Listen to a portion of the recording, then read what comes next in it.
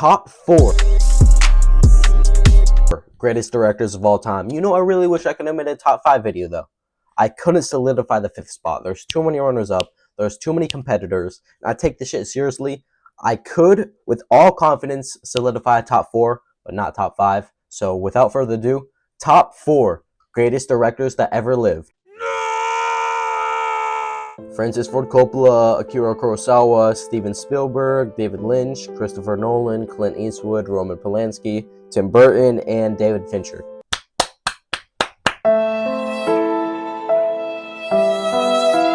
Quentin motherfucking Tarantino. Quentin Tarantino. Suck my dick if you don't like that pick. The 4th greatest director of all time, and I'll stand by that.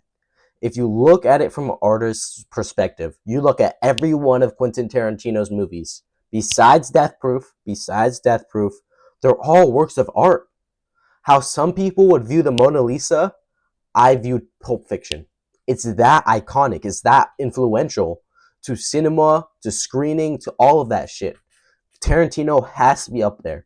He's influenced so much, he's done so much for cinema. How is that right to not include him in the top 4? The Mona Lisa and Pulp Fiction are the same motherfucking thing. How people look at Leonardo, I look at Quentin. They're pioneers. They're revolutionaries. They understand their art form so much, to such degree, that they just produce madness. They produce madness when they release their artwork. And that's how you got to start looking at some people's movies. Like, I wouldn't look at a Marvel movie as a piece of art. I would look at Kill Bill Volumes 1 and 2 as a work of art. I'm not going to look at Endgame and say, oh, that's a masterpiece. Nah. It's a Tarantino film. Of course it's going to be a fucking masterpiece, besides Death Proof. Like, for someone to be creating movies since 1992 to 2019, when his last project dropped, like, it's hard to come by one of these guys that produce such top-tier movies like Tarantino. It's hard to come by. He's produced 9 movies, or made 9 movies. Why am I saying produced?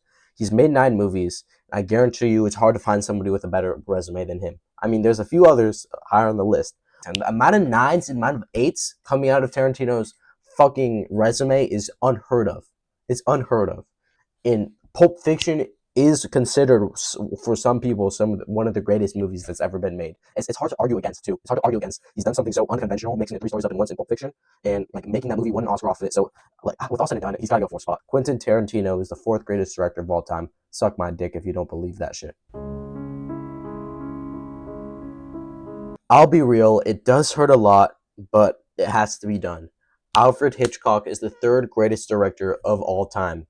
You know, as a Quentin Tarantino fan, Alfred Hitchcock is the 3rd greatest director of all time. What he's been doing since before cinema where it is today, he's been creating bangers like Vertigo, Rear Window, Psycho, all influencing cinema for the rest of its time. Influencing Quentin Tarantino himself and directors that are higher up on this list. It feels wrong not to include Alfred Hitchcock in one of the pioneers of cinema history, not in the top 3, so it had to be done. Alfred Hitchcock is one of the greats for a reason, and we still remember his work to this day, even though most of you guys probably haven't watched a single Alfred Hitchcock movie. He is one of the greats out there, and there's nothing you can say about it. He created Vertigo. I recommend you guys all watch Vertigo. And my personal favorite from him, actually no, these Vertigo, Rear Window, and Psycho, they're all 3 good movies. Rewatchable too, they're rewatchable, and they're all works of art. Black and white, if you can enjoy it. If you don't want to watch it, you don't want to watch it. But so Alfred Hitchcock, 3rd greatest director of all time. Nothing to say about it, you know. Not just looking at his resume, but let's look at his resume. The Killing, Spartacus, 2001 Space Odyssey, Clockwork Orange, Barry Lyndon, The Shining, Full Metal Jacket, Eyes Wide Shut. All of those movies are greatness. Like, there's some misses on there.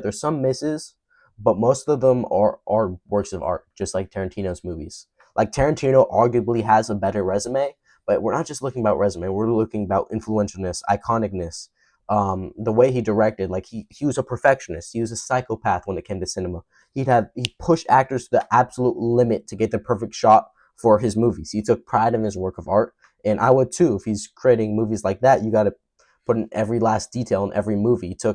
He pushed it to the exact extreme to fulfill his vision for the movie.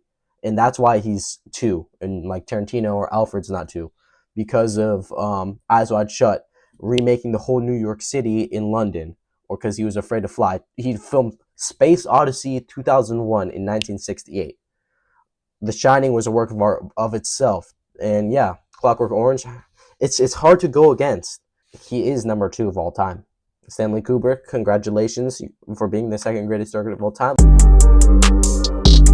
The greatest director of all time, at the pinnacle of cinema, is the little man from New York, Martin motherfucking Scorsese. Clap it up for him. He's just one of the greats, making movies since 20 years longer than Tarantino, the 70s, with Mean Streets he debuts.